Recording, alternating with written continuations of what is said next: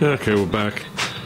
And for the people new to the channel, know the blurry spot's never going to leave until I spring for another camera. Or I start using the other camera that the battery's always dead on. We got the car jacked up.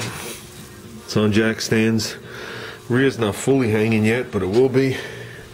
We're going to go in here. We're going to pop the shocks. Okay. I'm going to pop off the ladder bars off the rear end at this point. Because either way I can't get the rear off with them in there. We'll probably take the front bolt out, get them out. So I'm sure they need to be redone.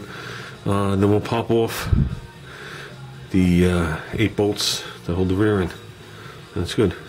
Trust me guys, it's no big deal that I'm painting this. I've been wanting to take it out and re-weld those flanges for a while. So this means absolutely nothing to me.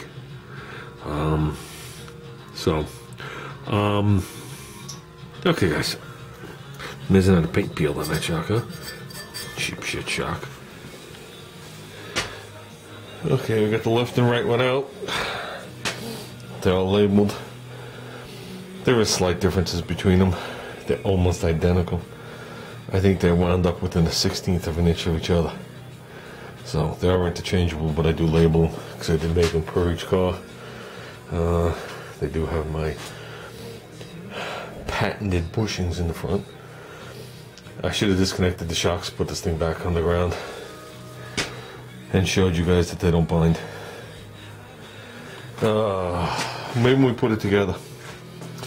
And when we put it together, we'll put it all together, and I'll leave the shocks off, and I'll show you guys that this thing will bounce up and down 8-10 inches perfectly free with these on. No binding, no bullshit. Just gotta know how to do the fronts. I don't know if you guys remember, Junior made these 2 years ago. Talk about overkill. Good God. So, yeah.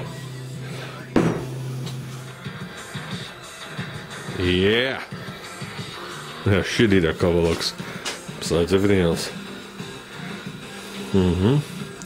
Used to be a nice satin black. Cast iron center section. Cast iron end things. Yeah, those days are long over. We're going to give this a thorough cleaning. But I'm going to let Junior weld on this thing. I really should drain the gear oil. I want to weld these brackets better. These are the ladder bar brackets. These are actually the same brackets, just cut shorter. You can't have that length of a bracket on top of a leaf spring. The leaf spring doesn't lay flat enough. You can only do that on the bottom. These are heavy duty. These are 1/4 inch. Those are 4-wheel and plates.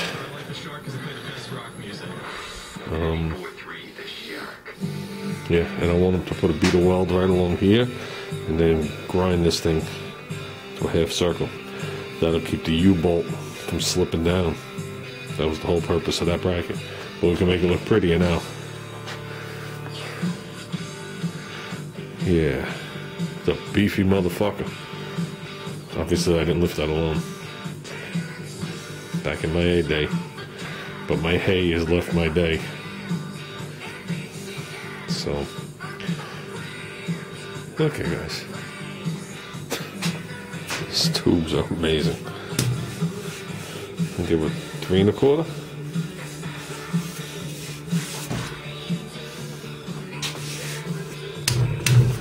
Feels familiar. Okay, I called for my welder. He's going to possibly go over what I did here, but he's going to come in here. This is the spot that needs strength. So, okay guys, look at this. Holy crap. That ain't dust.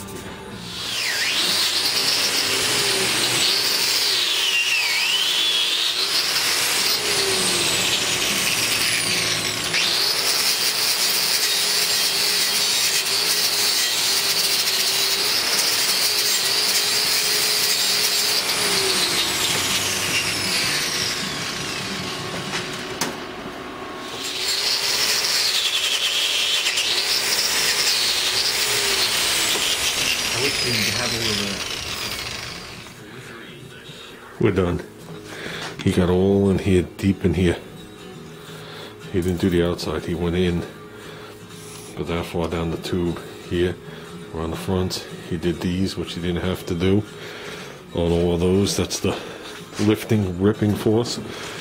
Then he put a nice bead on the outside of these things, which we're going to grind off, and I'm going to leave just the bead. The bead is higher than this tube.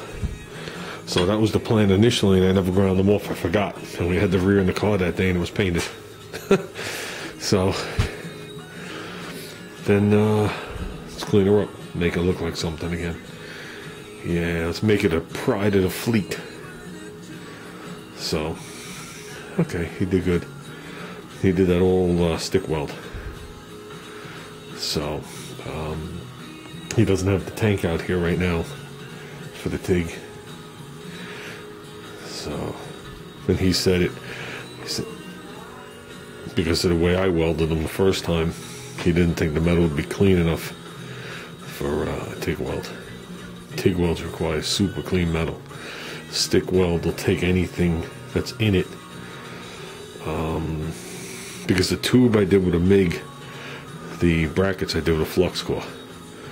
And if there's any remaining flux or anything, it'll pull it and rise it to the top and go cut through it.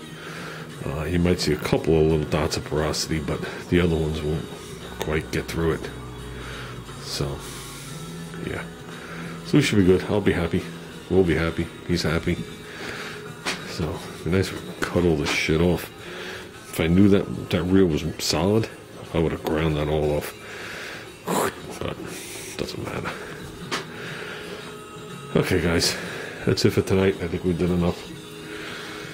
The only thing left underneath the vehicle is the shocks mounted at the top.